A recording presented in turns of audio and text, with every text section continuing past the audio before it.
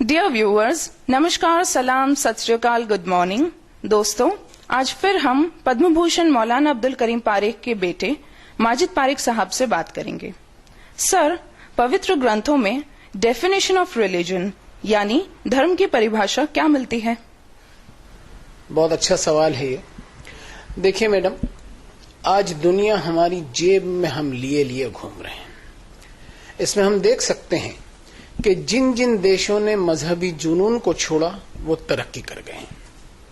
हमारे देश में दो चीजें बहुत ज्यादा पाई जाती हैं, एक है ओवरडोज ऑफ पॉलिटिक्स और दूसरी ओवरडोज ऑफ रिलीजन। और इतिहास हमारा भरा पड़ा है कि जब जब सड़कें खून से लाल हुई, मजहब और सियासत की वजह से हुई।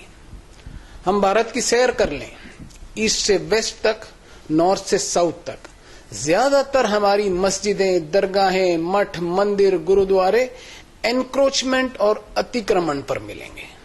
इस पर हम सोचें कि हम पब्लिक प्रॉपर्टी का धर्म के नाम पर अतिक्रमण करें सिर्फ इसलिए कि हमें ईश्वर की इबादत, प्रार्थना और वर्शिपिंग करनी है, तो मैं समझता हूं कि हम एक तरफ पब्लिक प्रॉपर्टी का अतिक्रमण कर रहे हैं और दूसरी तरफ भगवान की इबादत, पूजा, वर्शिपिंग की उसे रिश्वत पहुंचा रहे हैं।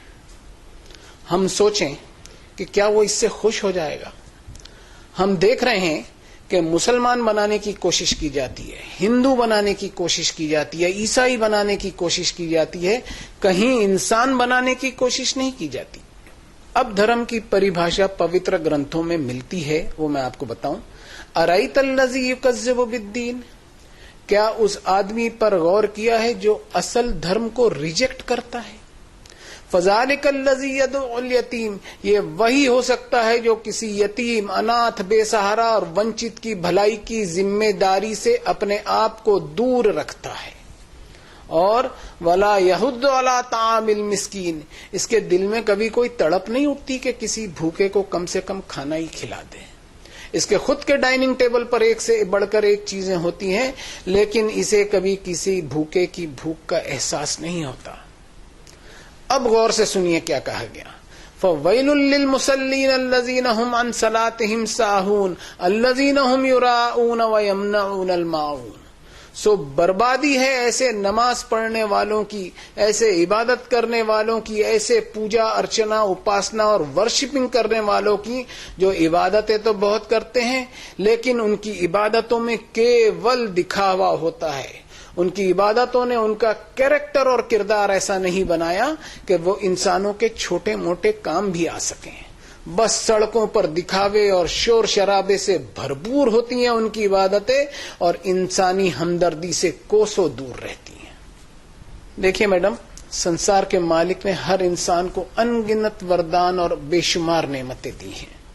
इन वरदानों को इंसान इनाम न समझ ले, बल्कि ऊपर वाले का एक कर्ज समझे, एक परीक्षा समझे। और इस कर्ज को उतारने के लिए उस मालिक ने अपने ग्रंथों में बताया कि क़ूलू लिन्नासि हुस्नन व अक़ीमुस्सलाह, यानी इंसानों से अच्छा बर्ताव कर, फिर मेरी इबादत कर।